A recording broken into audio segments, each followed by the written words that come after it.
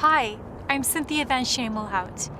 In a world where events impact our lives, what events awaken your soul? Today, we'll share with you some of the most life-altering experiences of ordinary people with extraordinary faith, the kind of faith that rescues, strengthens, and provides. Welcome to Stories of Faith.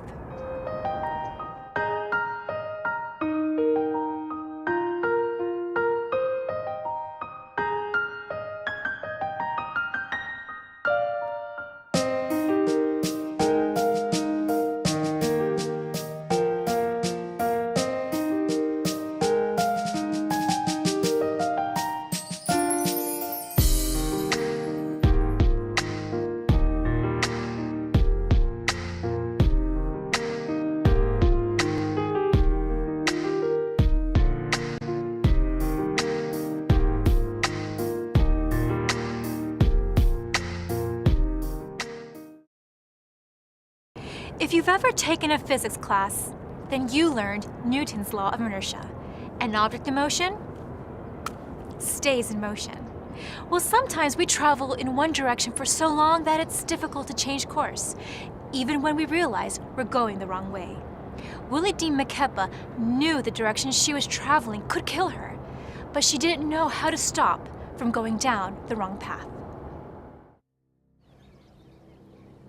I was riding on the side of the highway and had these two guys in one blue truck. They was like playing chicken with me on the side of the road. Every time when I would go, they would go. It was approaching a bridge, so I decided, I just couldn't blow. When I tried to go, there was like a small space and I knew I couldn't make it. When I landed on my chin. I broke 3 parts in my neck and then my back spine was sticking out like an accordion. First thing I thought when I awoke, this must be my way out.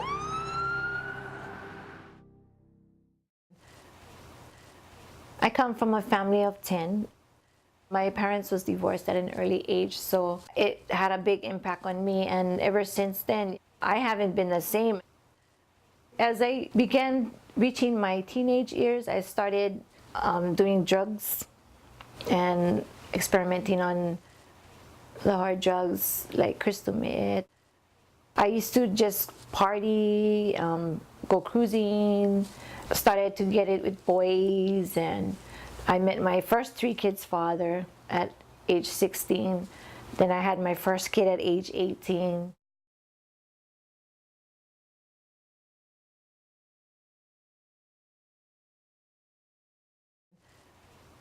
At that point in my life, I never really thought of my kids. And so my kids was eventually taken away from me. That's when the CPS, came into the picture. They took my 2 sons away from me when they was in school and looked for me when I had my daughter. I never gave up my kids. I had a hard life.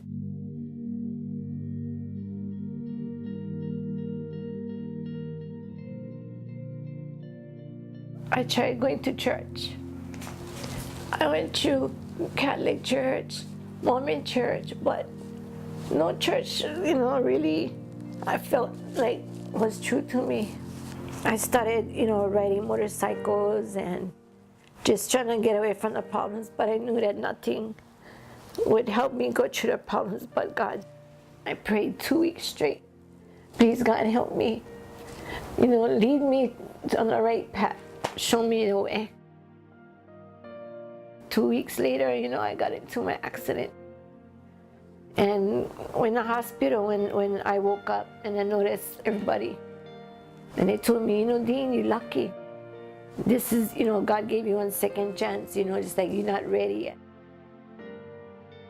I still never learned, 6 months after my accident, I still caught myself doing it.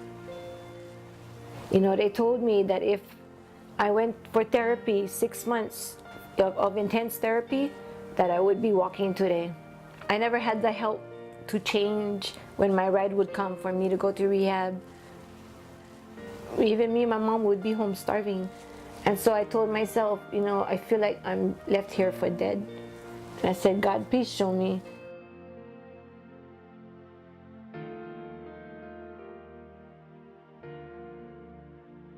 And so I started looking through my hospital papers, and then I found this brochure of care home. The very next day, I had a phone call, and the lady said, "We have 2 caregivers lined up." And so Emerita was the first caregiver, and then another lady. When we finally met at a doctor's appointment, something in me told me, this is the one.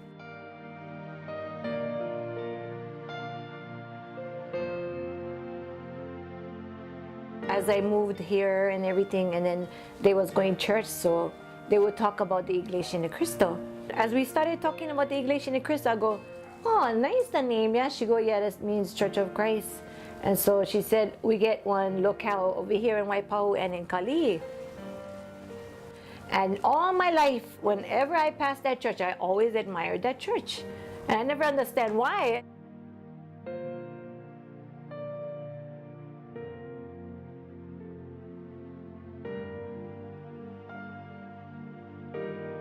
And then it was through Bible study that I began to really open up. And as far as the rosary, I found out, because I always wondered why we don't talk about the rosary. I found out that there's no such thing as the rosary. The Bible studies really went open up my eyes. And I felt that, I like this church, I feel, to me, this is the true church. Being a member of this church, I realized the unity of how much people could be and show much more love towards one another, and how it brings family together, like as far as husband and wife and children. I never seen that in any other church. And that's what I want for me and my kids and their dad. And I want them to feel what I feel, All my life, I never believed in marriage because my mom and dad divorced, and my mom been through divorce before that. And I am so glad that I had my accident, because it woke me up from a bad dream. I think God said enough. My relationship with God now, I feel like He's always there with me and guiding me in the choices that I make now. I knew God was there for me, but never took it seriously what He would think of me, and now I do.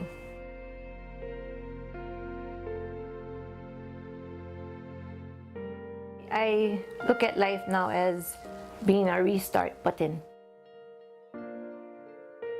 I lived one way, one life, now I have another life to make it better. And I feel like God gave me that chance to be saved.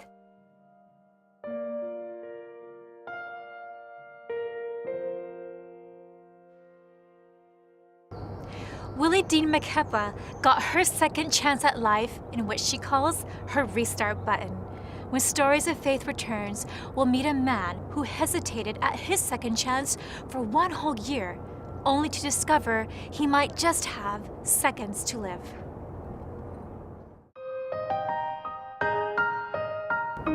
Welcome back to Stories of Faith. What's your daily routine? Harold Melchor stuck to his until he began attending Bible studies in the Church of Christ. It was then that he started making a little time for God in what he called a 50-50 kind of faith. But God would show him that when it comes to faith, 50-50 is never enough. Harold Melchor is a route sales merchandiser from Waldorf, Maryland. For a while, his life revolved around his work and his family, until his family took an interest in the Iglesia ni Cristo and signed up for Bible study. Though his family decided to make time for God, Harold was not convinced. After the Bible studies, I'd go back to my old ways. Sometimes I'd get too lazy to attend worship services, and I'd dodge the church activities. I still had my doubts. I was 50-50 about believing in God. Harold's doubts would soon end. During his work shift one day, something unexpected happened. I was almost done. Then when I stood up, I was attacked. He pulled the trigger, but the gun didn't go off. Harold fled, and there he prayed. Please, God, don't take my life today. That was the first time Harold ever grasped for God. No one survived that night but Harold. Because of God, I was saved that night. On that day, He proved His existence and that I should believe in His power. I became stronger in my faith, and I spent a lot of time with my family, and we'd go to church together. Harold continued with his Bible studies in the Iglesia ni Cristo. We thought that Jesus was God, but after Bible studies, we learned that there is a big difference from our previous religion. Jesus is not God. He is God's Son. Today, Harold's life revolves around God. Ever since that accident happened, it reminds me that as long as you pray, He won't leave you alone. We always attend church activities. There is a big change in our lives. I see the change. Before I felt so far from God, but now my faith is strengthened knowing He is close to me.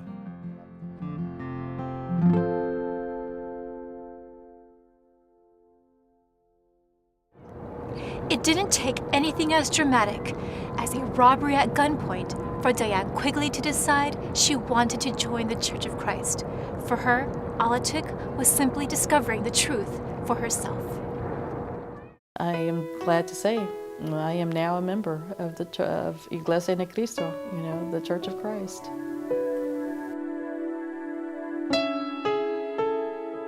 Hi, I'm Diane Quigley. I live now in Round Rock, Texas, but originally I was born in Rosenberg, which is about 30 miles southwest of Houston. I grew up in the Catholic faith. Life for me growing up was pretty interesting, I should say, because I am one of 6 children. It was always like clockwork. We were always at church on Sunday, just the whole repetitious thing, just because that's what we did. My dad, of course, and my mom, they were born and raised Catholic. I want to say it was even a real heavy community of Catholics, to tell you the truth. I even remember as a child the Christmas play, and a couple of times I played the Virgin Mary. Christmas was such the big thing in the Catholic Church, and again, you just don't realize, how that it changes your life. You don't know any better, and until you actually hear the truth and God's truth, I just am appreciative now for what I know. What I enjoyed most about the first worship service that I attended is the fact of any of the answers that are, asked, or I should say any questions that are asked in the worship service.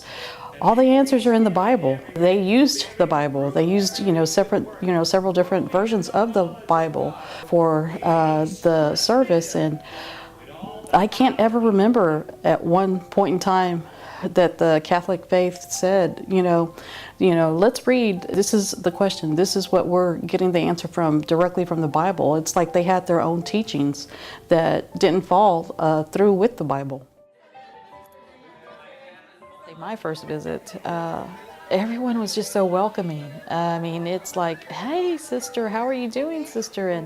And actually one of the members, came up and hugged me, and it was a very warm and welcoming feeling. And it's like, you're family here. And that's what I loved about it. It wasn't like just, don't talk to nobody, don't look at anybody in the eye or anything.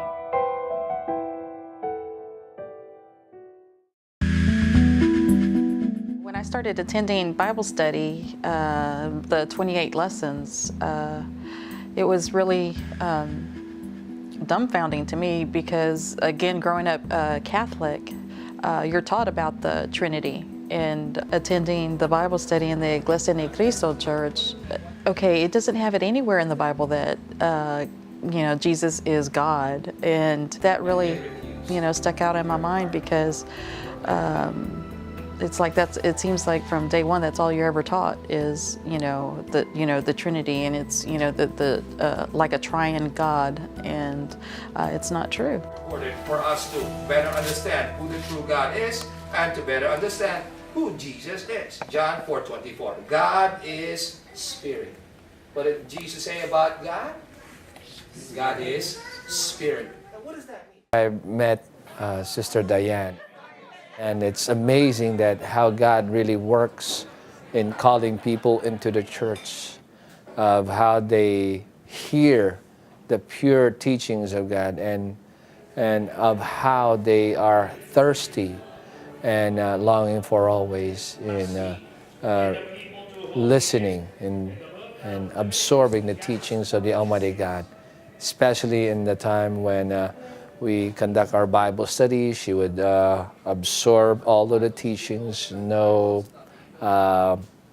doubts, and she always take down notes in order for her to understand clearly. And there are some questions that she has, but thanks be to God that was always answered. Of the commandments of God. Well, God guarantees if you live according to my laws and my covenants. After attending the church, it just seems like, it just really opened my eye. Wanting to learn more. It fed the hunger that I felt like I had because I was trying to fill this void in my life for a long time. Nothing was going to hold me back. I was going to, continue on, because what I loved about the church as well is any question that was asked, everything was answered from the Bible and only from the Bible verses. They don't, the ministers or the resident workers don't give their own opinion. How can one expect graces or anything like that if you're not wanting to at least try to hear about it or be curious about it? I have a feeling that, this long part of my life, that this is where God was calling me, and I have, finally found the true church, and am now a member of the church, and I feel like this is exactly what He wants me to be and where He wants me to be. I enjoy worship service because it's, it could be a hard week at work or anything that may be happening actually even in your personal life, but to actually just be able to go to worship service and after listening to the Word of God, it's like you're renewed, like re-energized, and you're okay, I can face this because God is going to help me. God is there because God protects His children. He protects His own.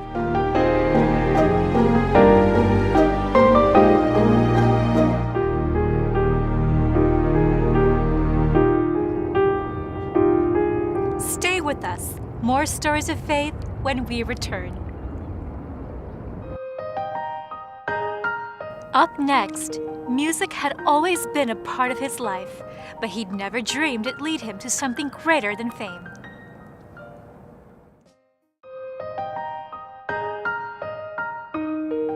Welcome back to Stories of Faith. Not everyone knows what they want to do with their lives. In fact, most people have no idea. But Errol Varai did. He knew music had to be a part of his life, but he never dreamed it would take him to where he is today.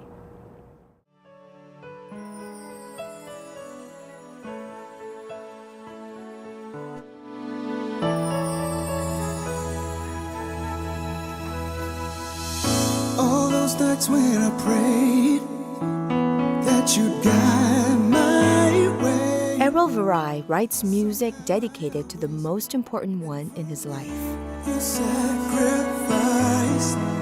how you died to save my life, and I realized that I found my true calling inside the Church of Christ. Yes. My life has changed dramatically because everything now revolves around the church. He followed a path that was steered by music. At the tender age of 4, music was a natural part of his life. That's when I first discovered, as far as a vocalist, that I had a passion for it. You were the one who gave me light. His love for the stage led Errol to join an a cappella group called Apex. Another member of the group was Brother Andre Silva, who was a member of the Iglesia Ni Cristo.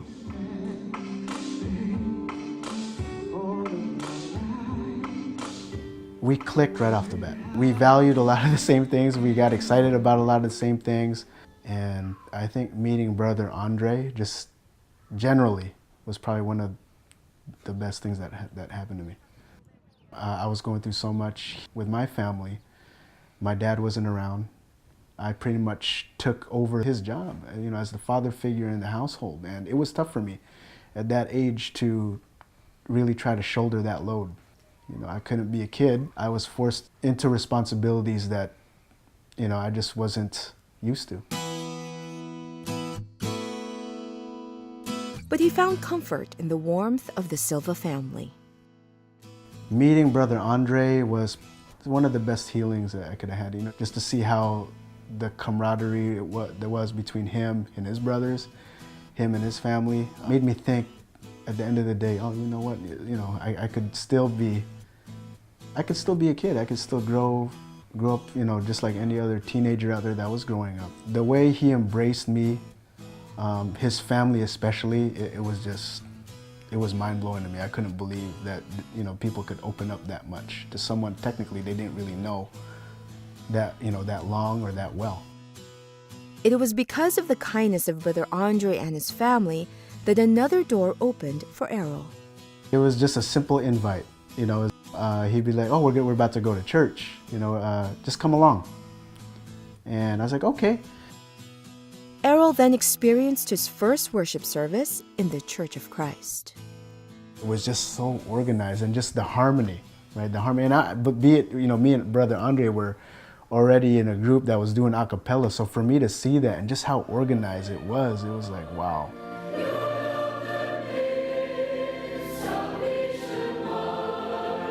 It was touching. It touched me.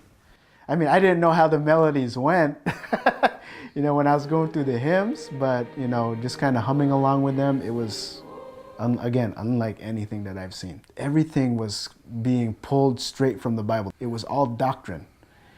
And that's what tripped me out the most, because I was not used to it. I went to a Catholic church and it was never like that. You go to the worship services and they're constantly referencing the Bible. Everything is coming straight from God's words, right from the book. Errol then decided to include God in his life. He began his search for the true religion and even considered his girlfriend's religion at the time, a Baptist church. And I would kind of allow for everything to soak in, and I was like, man, something is not right here. It's just not, it's not jiving. He couldn't let go of what he felt in the Church of Christ. After learning, going through the lessons, I was like, I knew, strictly because it came from the Bible. Errol wanted to go back to the Church of Christ. He was concerned for his girlfriend, today his wife, because she simply followed her family who raised her in the Baptist church. So Errol invited her to give the Church of Christ a chance. The lesson that hit not just me but my wife was the lesson on Judgment Day, right? And that was the turning point. I looked at my wife now, she's my wife now, Sister Leslie, and she started bawling. And I was thinking the same thing, and she was like, wow, we have got to be in the church. If we want to secure our salvation, we got to be in the church. Errol and his wife Leslie decided that they were going to join the Church of Christ.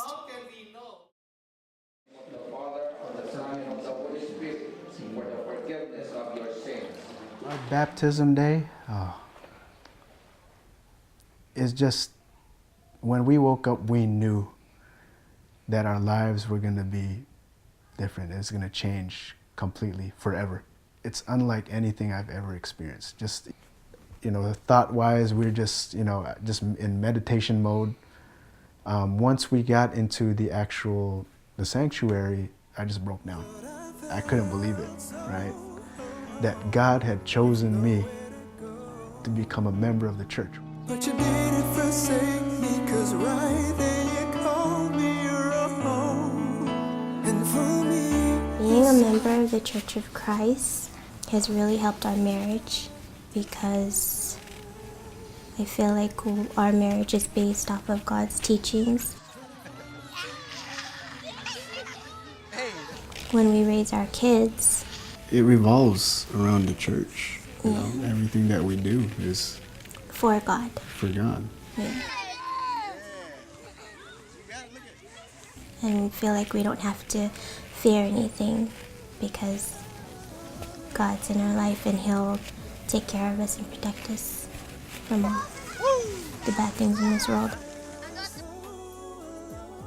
As far as music's concerned and the impact it's had overall in my life, in my faith, it's huge. When it comes to what I've seen and what I've experienced, what I've had opportunity to do. how you died to save my life, and I realized that I found my true calling inside the Church of Christ. And I think we've just been blessed through music to find the church. Through music, I never knew that this is where I would end up. I had no idea, but music led me to it, and I'm so thankful that it did. 'Cause I was lost without a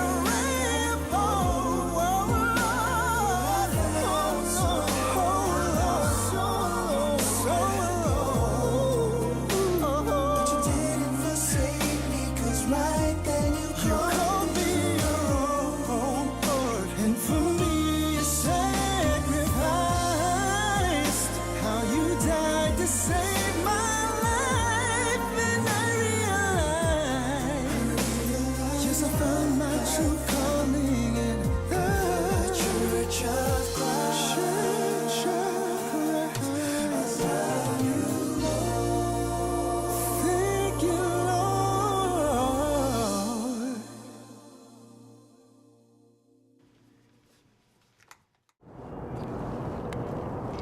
You've just witnessed how these lives may not ever physically cross paths, but are now linked simply by the stories of faith. I'm Cynthia Van Schemelhout. Thanks for watching, and see you next time.